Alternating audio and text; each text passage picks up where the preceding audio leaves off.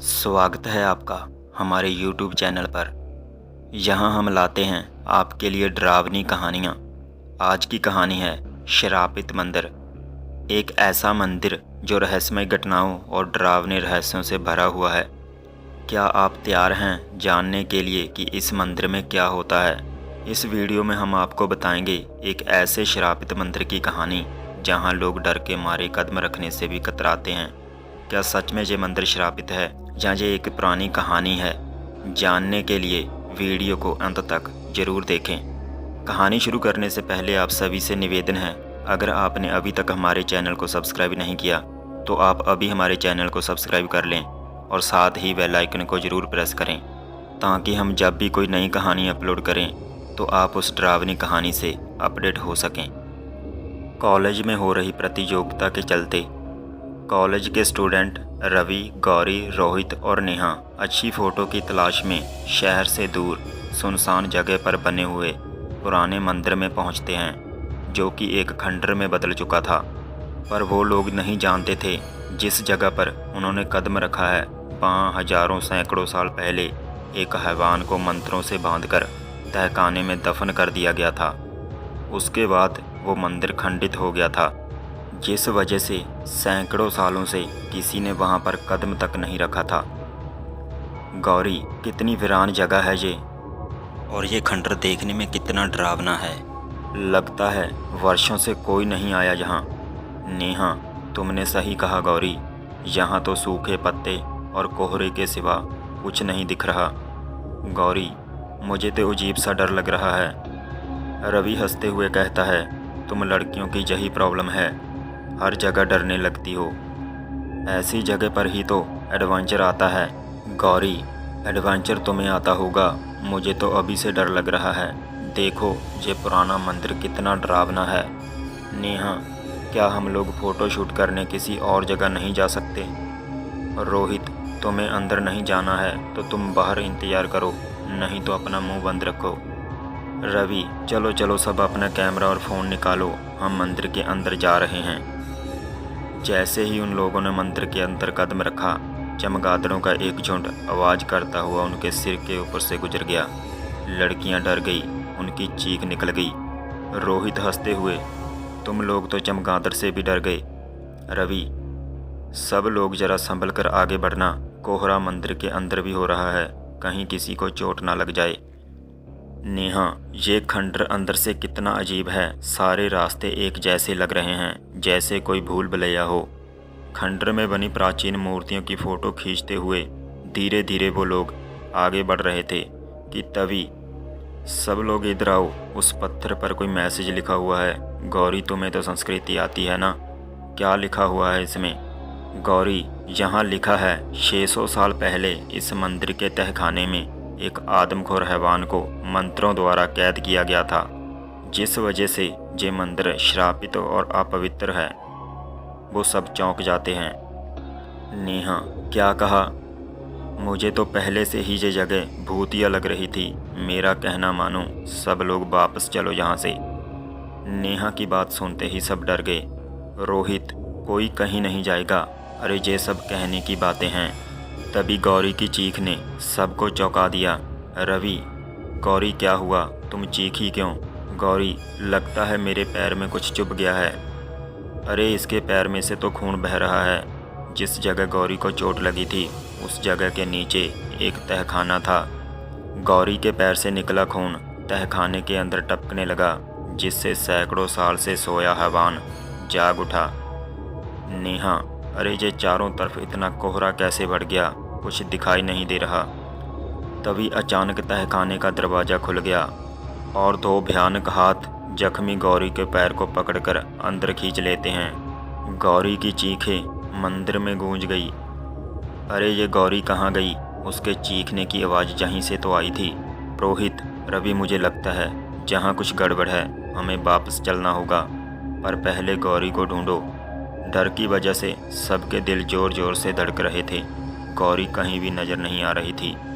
नेहा, कहीं ऐसा तो नहीं कि उस पत्थर पर लिखी बात सच हो और यहाँ अगर हमने बहुत बड़ी गलती कर दी हो?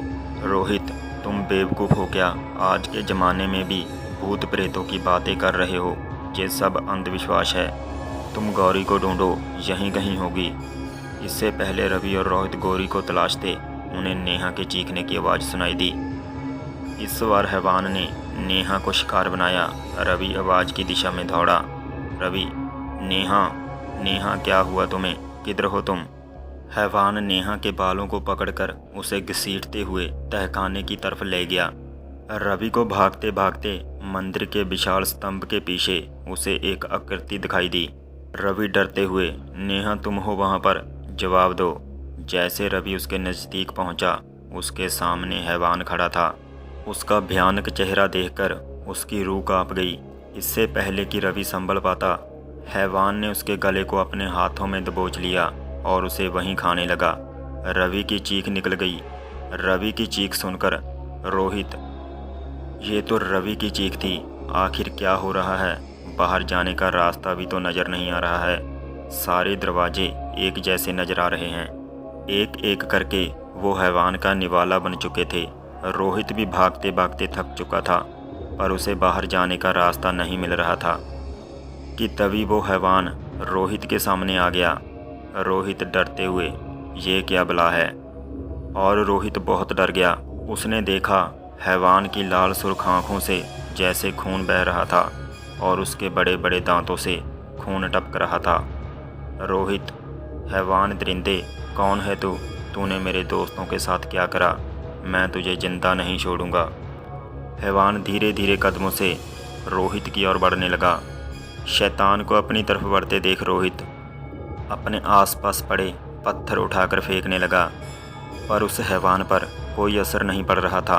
अचानक रोहित को तहखाने का रास्ता दिखा और वो नीचे की ओर भागा। तहखाने में पहुंचकर रोहित को तीनों दोस्तों की लाशें दिखाई दी।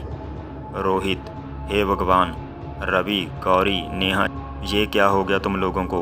उठो मेरे दोस्तों, उठो। रोहित तहखाने में एक बड़े से पत्थर के पीछे छुप गया। तभी उसे कुछ आहट सुनाई दी। रोहित, हे भगवान, ये हैवान दरिंदा जहाँ भी आ गया, अब मैं क्या करूं? तभी रोहित की नज़र तहखाने में बनी दीवार के चित्र पर पड़ी। रोहित, ओ, इसका मतलब है इस हैवान की जान इसके दिल पर वार करने से जाएगी। रोहित ने तुरंत अपने आसपास निगाहें दौड़ाई तो उसे एक भाले जैसा बनी नुकीली लकड़ी दिखाई दी।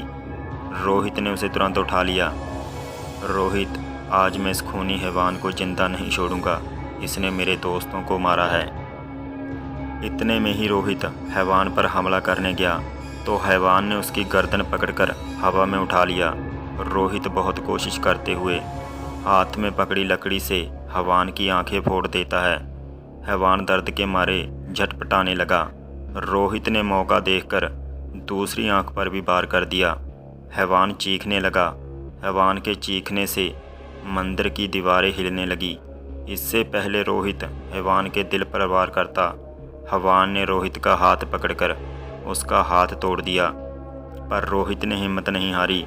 उसने लकड़ी दूसरे हाथ में पकड़ ली और पूरी ताकत से हैवान के सीने पर वार कर दिया। ये ले शैतान, अब मर।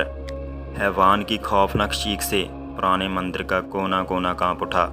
रोहित तेजी से सीढ़ियों पर भागने लगा, मगर ऊपर पहुंचने की लाख कोशिश करने के बाद भी रोहित वही तहखाने में पहुंच जाता था। रोहित, क्या मुसीबत है? उसके हाथ से खून निकलकर तहखाने में गिरने लगा। इससे पहले रोहित संभल पाता, रोहित के पीछे से दो हाथों ने रोहित को पकड़ लिया और उसे खाने लगे। इस तरह रोहित बचाओ बचाओ, मुझे बचाओ, चीखते चीखते मर जाता है। आखिरकार रोहित भी हैवान का निवाला बन गया था और उस मंदिर में पहले जैसा सन्नाटा बसर गया। हमें उम्मीद है आपको हमारी ये कहानी पसंद आई होगी।